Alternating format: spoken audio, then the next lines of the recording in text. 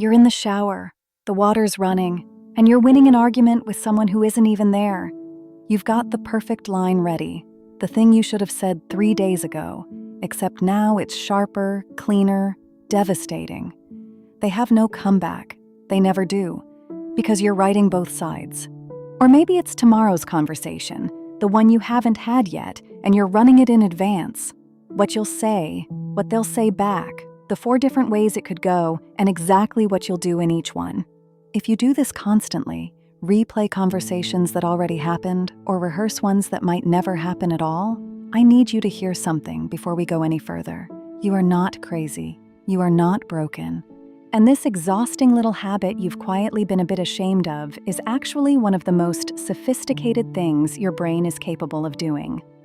Stay with me, because once you see what's really going on up there, you're going to feel very differently about it. Let's name what this actually looks like first, because most people who do it assume they're the only ones. You replay a conversation from earlier in the day and quietly edit it. A better word here, the comeback you missed there. You draft entire speeches for talks you may never give, quitting the job, confronting the friend, telling someone how you actually feel. You walk into a room having already imagined 3 versions of how it's going to go.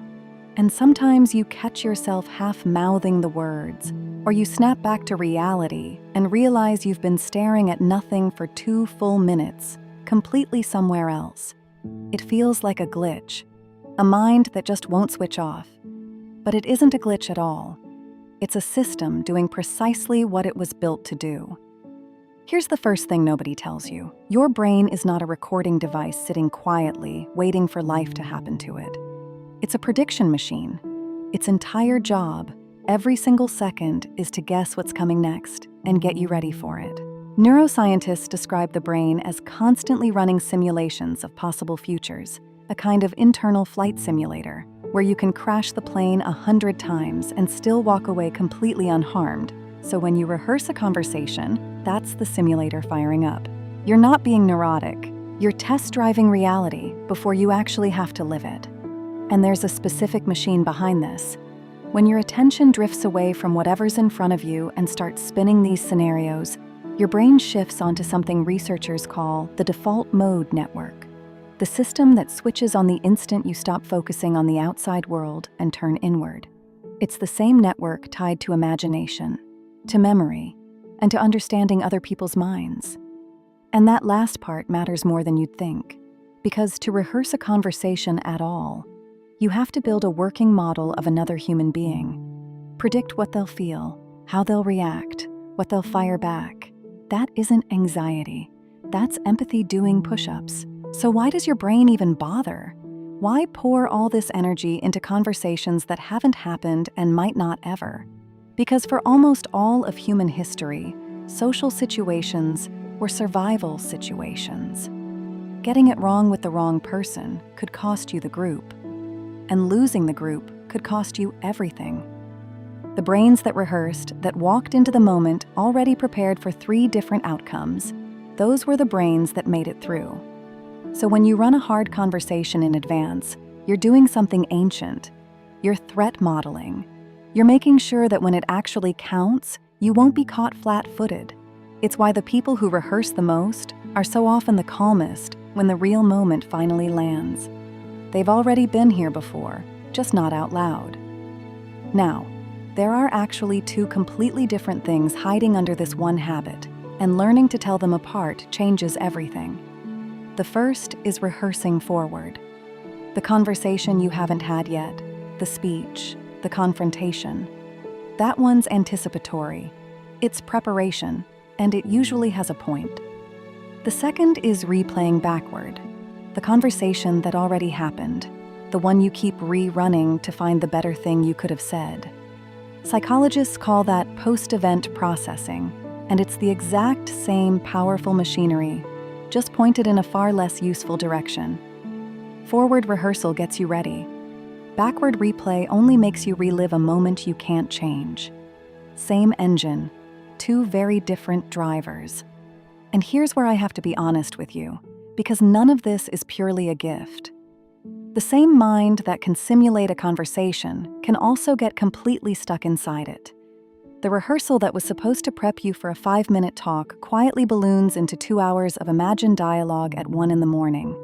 You're not preparing anymore at that point. You're looping. The line between rehearsing and ruminating is thinner than anyone admits, and you've almost certainly crossed it without noticing, running the same scene again and again, each pass adding absolutely nothing, just wearing the groove a little deeper. That's the real cost of having a mind this active. The simulator is so good that sometimes you forget you're allowed to step out of it. But here's the reframe I really want you to walk away with. The habit you've been treating as a flaw, the racing inner dialogue, the speeches nobody ever hears, is the exact same equipment behind some of your best qualities. It's why you're articulate when it genuinely matters. It's why you so rarely get blindsided. It's why you can sit across from someone and somehow anticipate what they need before they've even said it. People who never rehearse anything aren't free, by the way. They're just unprepared. They walk into the hard conversation cold and improvise, and sometimes it goes fine and sometimes it goes badly, and they never once see it coming. You see it coming, all of it.